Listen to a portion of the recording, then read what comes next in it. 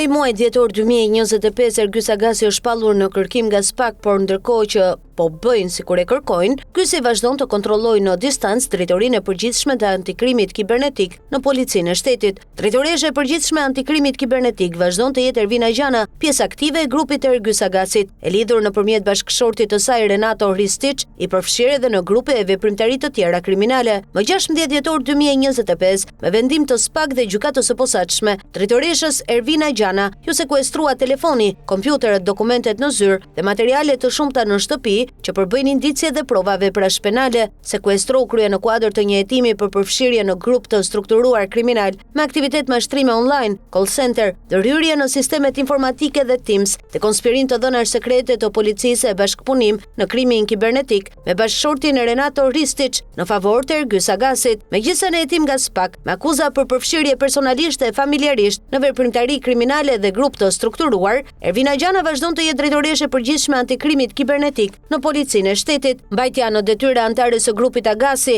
është cënimi i sigurisë dhe konfidencialitetit për informacionin e brendshëm të policisë dhe agjencive shqiptare e agjencive të huaja partnere që shkëmbejnë të dhëna për luftën kundër krimit. Nisur nga ky profil i Ervina Gjanës dhe rastet e mëparshme të hetimit penal të saj për lidhje me krimin, është emergjente ta shkarkojë nga detyra e madje ta largojë nga shërbimi i policor, sepse de facto drejtoria e përgjithshme antikrimit kibernetik kontrollohet nga Ergjys Agasi. Për më tepër, Ervina Gjana rezulton me 4 dosje të tjera penale në Prokurorinë e Tiranës, në SPAK dhe në Agjencinë e Mbikëqyrjes Policore. Më 2 kush 2023, bashkë me drejtorin e IT-s në Policinë e Shtetit, Ervin Muça, drejtoresha antikrimit kibernetik Ervina Gjana, grabiti databazën me dhënat sekrete të Policisë së Shtetit, grabitën të dhënat për hyrje e dalje të personave në pikat kufitare, dokumentet biometrike, dosjet për ngjarjet kriminale, aksionet e policisë, listat e personave të dyshuar për terrorizëm, personat në gjurmime e kërkim, komunikimet dhe raportet sekrete mes policisë, drejtësisë, agjencive të sigurisë dhe partnerëve të huaj. Më 30 maj 2014, kur Ervina Gjana ishte specialiste IT-e në drejtorinë e Policisë së Shtetit, SHQB-ja e kallëzoi në prokurori dhe e pezulloi nga detyra, pasi kishte vjedhur hard diskun e kompjuterit zyrtar, kur ruheshin të dhënat tepër sekrete.